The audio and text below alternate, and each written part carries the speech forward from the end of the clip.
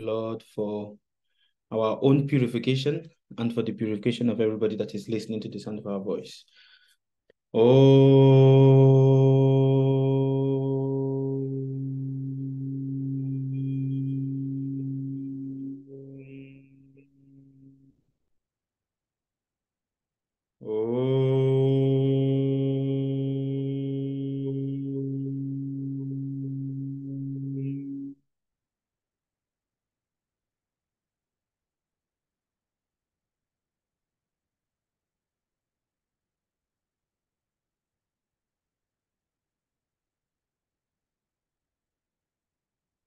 Krishnaya Vasudevaya Devaki Nandanaya Cha Nanda Gopa Kumaraya Govindaya Namo Namah. Om Namo Bhagavate Vasudevaya. Om Namo Bhagavate Vasudevaya. Om Namo Bhagavate Vasudevaya. Okay, everybody. So today we are speaking on understanding karmic relationship. Each and every one of us, we suffer from this karmic relationship. We all have relationship that some of us we don't like. We all have relationship that is like a punishment to us. We all have relationship with different people.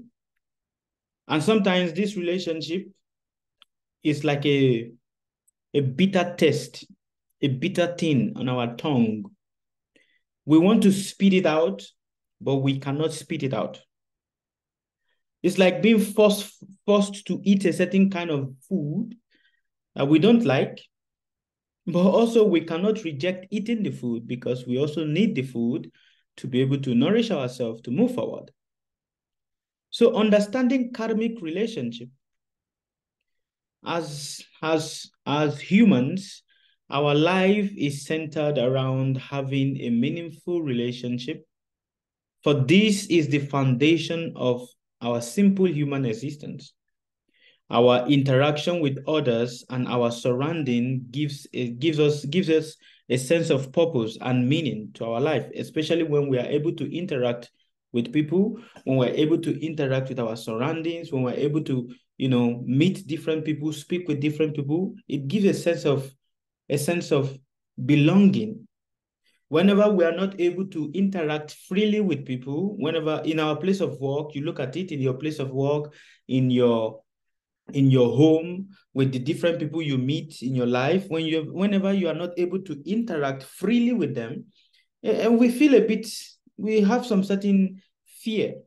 We feel insecure whenever we are not able to speak properly with people, whenever we are not able to interact properly with people. There's some certain insecurity that comes in place here. Why does this happen? It happens because as humans, our natural constitution is to interact with people. This is how we find meaning to our life. You see, from time immemorial, our existence is focused on human interaction. For this, we create and form different groups, clans, and religion. Religion is born out of the need for humans wanting to have a more deeper interaction with one another. If you look at all the religions that exist on the surface of this earth, it's all about interaction.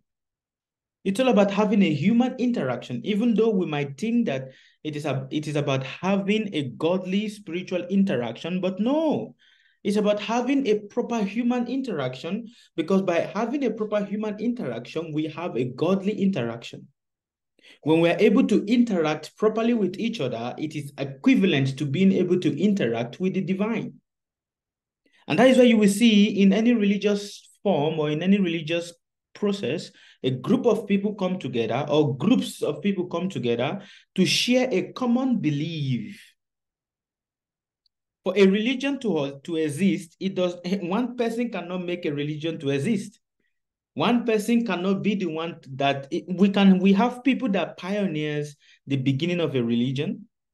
we have pioneers, but for that religion to be substantial, there must be people that come together to interact with each other for the purpose of, understanding the philosophy of that religion. So every religion that exists on the surface of this earth is based on what? Simple human interaction. Human interaction, because when we are able to truly interact with ourselves, then we are able to go beyond the boundaries that is there on the limitation of the mind. So religion is born out of the need for humans wanting to have a deeper interaction with one another. And thus, rules and regulations were put in place to serve as a guiding compass in shaping our relationships. If we look into the different species of life, let us look into the different species of life, the fishes, the sharks, the turtles, the zebras, the elephant, the lions, the goat, the rat. We see that we have also in these different species of life, there's also the same common thing. They also have the same common need. And what is that common need? That need is to bond with each other. That need is to bond with the same species. You will not see a zebra leaving the species of zebra and going to associate with the species of wolf. You don't see that. Similarly, you are not going to see a wolf leaving the species of wolf and going to interact with the species of lion. You are not going to see that. But rather, you will see a wolf interacting with another wolf. You will see a zebra interacting with another zebra. You will see a lion interacting with another lion. You will see a goat interacting with another goat. So interaction within our species is what has been going on since time immemorial. And you will also see that the avoidance of any other species, the animals, they avoid any other species that is not the same as theirs. Why? Why is this? The question to you to ask yourself is, why is this there in the consciousness of these animals? Why? The same thing also with us. The same thing also with us. But we do it, animals do it based on it is naturally programmed in them. We do it because it is how we respond with emotion. Are you understanding? How we do what? We do this because we interact with people based on what? Our emotion. So what is karma? Karma is simply nothing but a replay of events we've ignored and misappropriated in our past life. Similarly, our relationship is with one another is simply nothing but a replay of interactions that we've ignored or misappropriated in our past life. While what I'm saying right now might sound strange, it is important to know that everyone that you are having an earthly relationship with, everyone that you are having an earthly interaction with, is simply nothing but the same people you've been having interaction with since aeons of years. They're simply nothing but the same people. But the difference now is the body, the facial structure, the weight of the body, the color of the body, the place that the body is. But it is the same people since time immemorial, the same people you're having an interaction with. So a woman gets married, gets divorced, say that, oh, this man is the worst man I have ever met in my life. Similarly, the man also said the same thing. This lady is the worst lady I have ever met in my life. But how? Why do we get married? We get married because this is how human interaction exists. Everything we do on the surface of this world is based on what? To have nothing but just human interaction. We want to interact with each other. Because by interacting with each other, we are able to understand deeper the meaning of life. Life is incomplete without interacting with people. Anybody that lives their life without not interacting with people, the life is not balanced. There's incompleteness. Even though you say, I don't want to talk with people, I don't want to meet people, I don't want to associate with people, but still, it is incomplete if you don't associate with people. Isn't it? It is incomplete. Even if you say you want to take yourself and go and lock yourself in the forest, still there will be the need to interact with people. Because that is what gives life a meaning. That is what gives life a direction. So when we talk about karmic relationship, we should understand that everybody we are meeting on the surface of this earth, now those people can act in different categories. Some of them can act as a teacher, some of them can act as a sister, some of them can act as brothers, mothers, father, husband, children, son, daughter, uncles, boss, colleagues, friends. All of these people are all the same people that we've had an interaction with in our past life. But now the interaction is now different. Why? It is different because those people that we've ignored interacting with properly in our past life are the ones that give us the most tremendous amount of headache.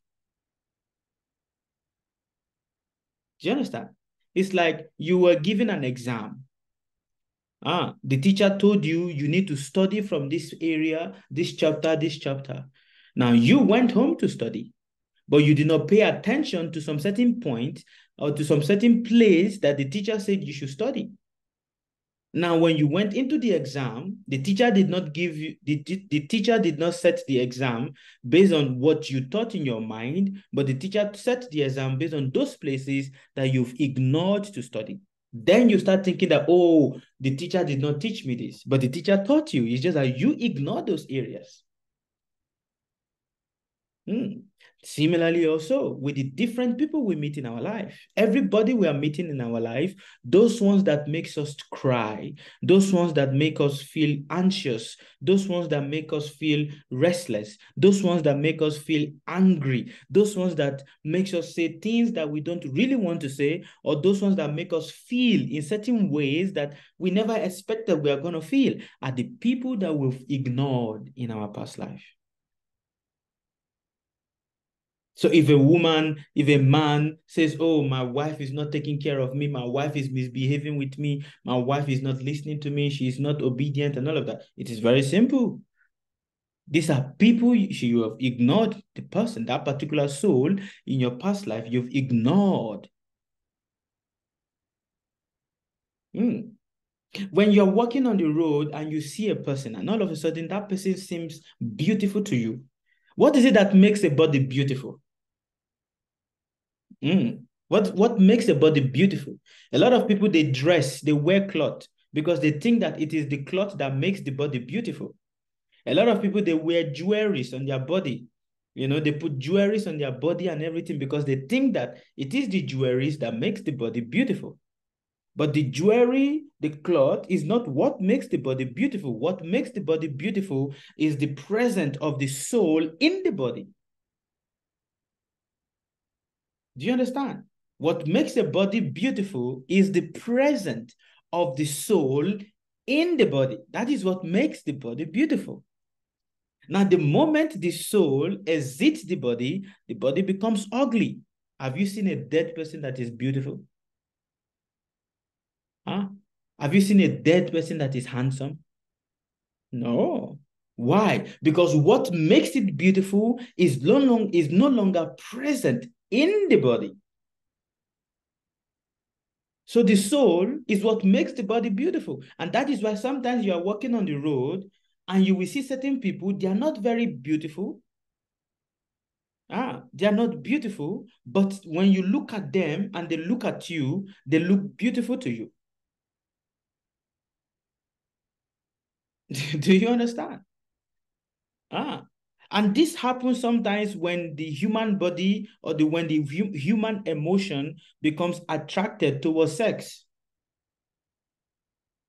When the sexual energy comes upon a man or comes upon a woman, when you see a person that is not even beautiful, a person that on a normal day you would not want to interact with that person, but because of that strong sexual energy, you will interact with the person. Why? What makes that person beautiful at that moment? Because of the presence of the soul. So the soul is very, very important in our interaction with each other.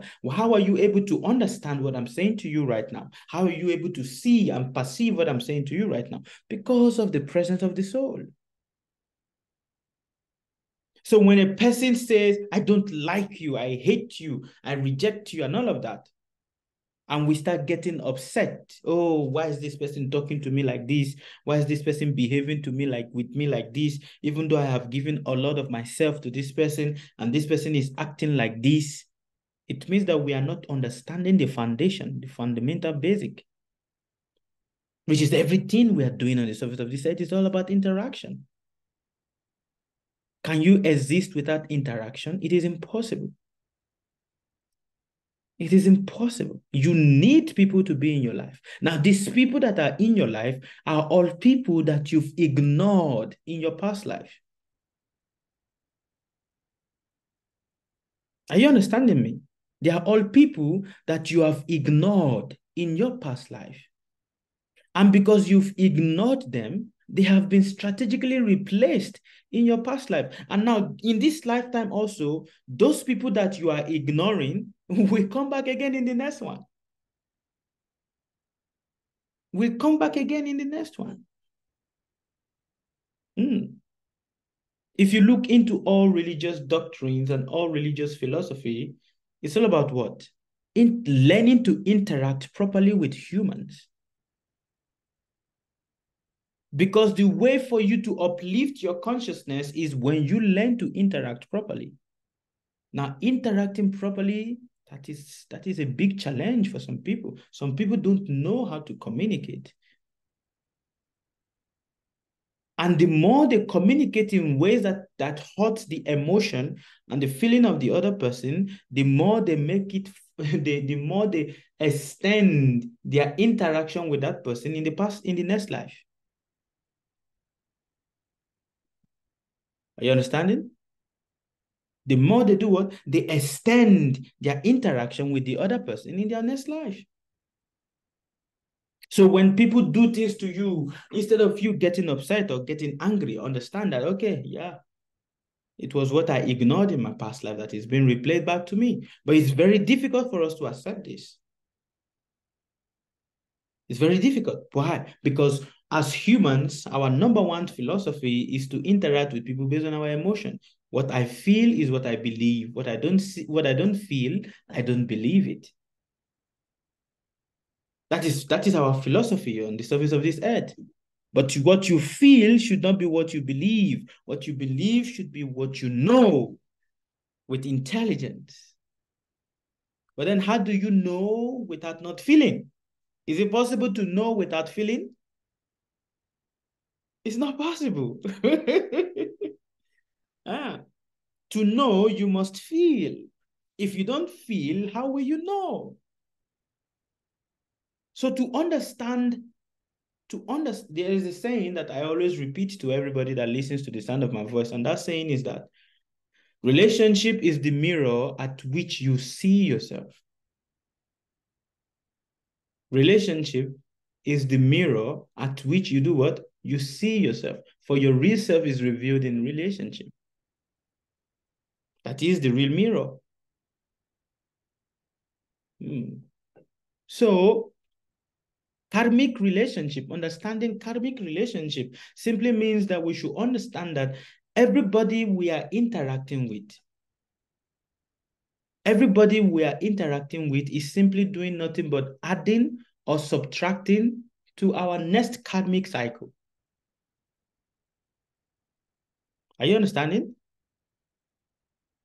Everybody that we are interacting with are simply doing nothing but adding or subtracting, to or from our next life cycle, which is after this particular birth, when you die, when you go to your next destination. All the accumulation of, oh, I love this person, oh, I don't like this person, oh, I don't like the way I feel about this person, oh, let me avoid this person. All those accumulation come back again, but in a different form. It's just like a reshuffle. You know what's a reshuffle? A recycle. So karmic relationship is simply nothing but what? A recycle. recycling of the things, events that has happened but have been ignored in the past life. So it is being recycled and reshuffled back to you so that you can settle it and then push that card off the table so that you can move forward. But unfortunately, a lot of us, we get stuck in that cycle of reshuffling. A lot of us, we get stuck there. So many of us were not even able to pass through that category of reshuffling.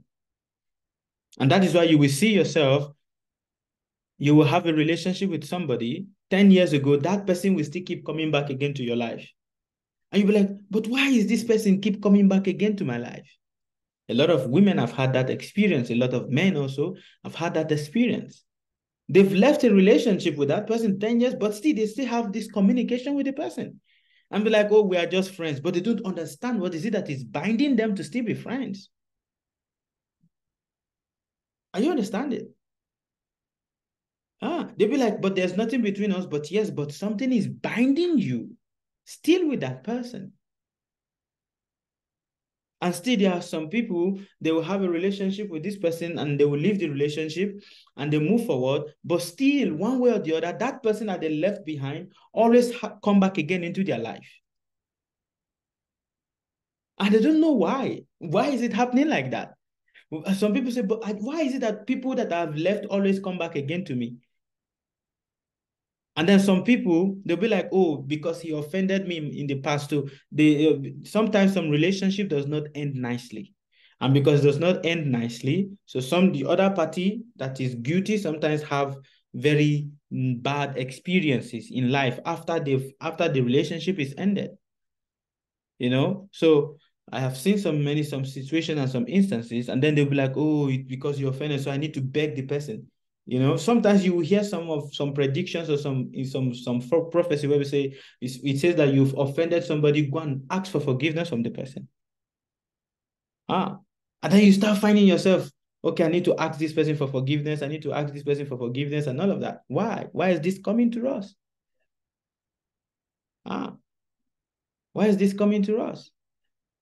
At the same time also, at the same time also, we find ourselves thinking of somebody that we have left a long time ago. The person have left us. Sometimes some of this thinking might even be from our primary school or our early secondary school. And we're still thinking about the person. Oh, I remember this person was this, But why are these thoughts coming to us? Because these are karmic relationships. Karmic relationship is not mainly when it is toxic. A lot of people think that karmic relationship is when both people are fighting each other and hitting each other and breaking each other, and or swearing at each other or cursing each other. No, this is not karmic relationship. Why is it that certain people, they get into relationship only with married people? Why? Why is it that certain people, they get really into relationship with people that are older than them? Why? And still, there are people that get into relationship with people that they are very, very older than. What creates this? What creates this karmic relationship? Because there are interactions that you've ignored in your past life. All right? I'm going to stop here. Any question?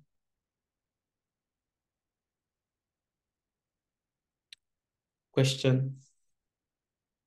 Correction? All of the above.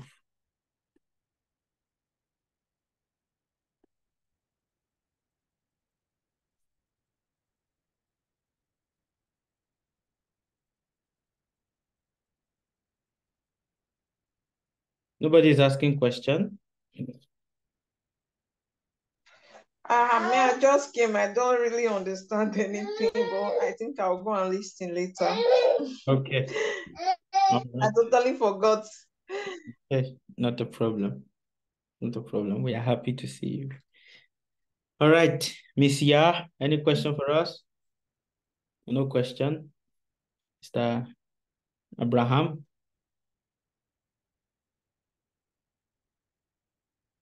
No question, but I have the outside question. Okay. All right. You have an outside question. Yes. Sure. In prayer, should you close our eyes or should we open our eyes? Doesn't matter. Does not matter if you close your eyes or you open your eyes. What is the difference? What significance does that make? The reason why Okay. people close their eyes is to avoid distraction. Okay. Because when the eyes is open, then the mind can show you so many things. Oh, look at that person is walking like this. Oh, look at this person is looking at you. But also when your eyes are closed, your mind is still looking at people. Oh, somebody is looking at you, somebody is looking at you, somebody is looking at you. Open your eye, open your eye. And then you open your eye, there's nobody looking at you. So it doesn't really matter whether you want Okay. to pray, open mind, open eyed, or close eyes. God is not looking at all of that. Question. Uh, uh, I have a question here. There's something called a food called cassava, Mm, common in the West Africa. mm. There's something inside called cyanide. Cyanide. Cyanide. Yes. Okay. I think the starch or the end product or something like Mm, that. According to some teachers said cyanide have negative effect on our spirituality. Even though cyanide also help us to grow in terms of productivity. mm. Uh, how true is it? First of all, I won't be able to comment on that because I have never heard that cyanide or cassava can impede your growth spiritually. This is the first time I'm hearing it. I'm hearing it for the first time from you. So I can't really comment on that cassava can, because of the content in cassava, it can make it difficult for a person not to grow spiritually. No, our spiritual growth is dependent on two things. One, the quality of our mind, and two, where we've left off in our past life. Do you understand?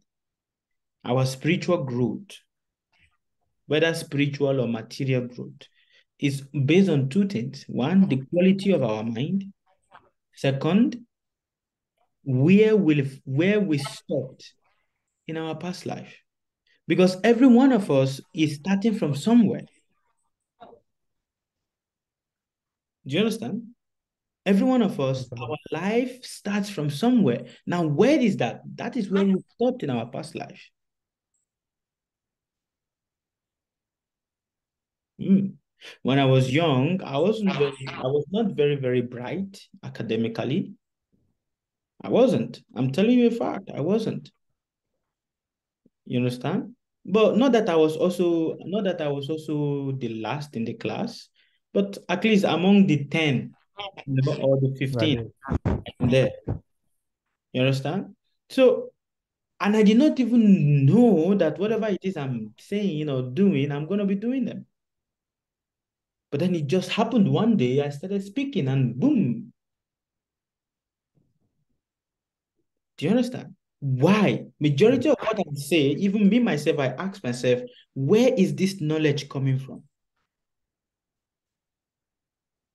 Do you understand? Majority of what I say and how I'm able to bring it from, it's like I'm bringing it from somewhere deep, deep, deep, down, down, down, down. So, the knowledge is coming and it is coming to my throat and it's coming out from my mouth. Why? Because it is where I stopped in my past life that I'm just continuing from.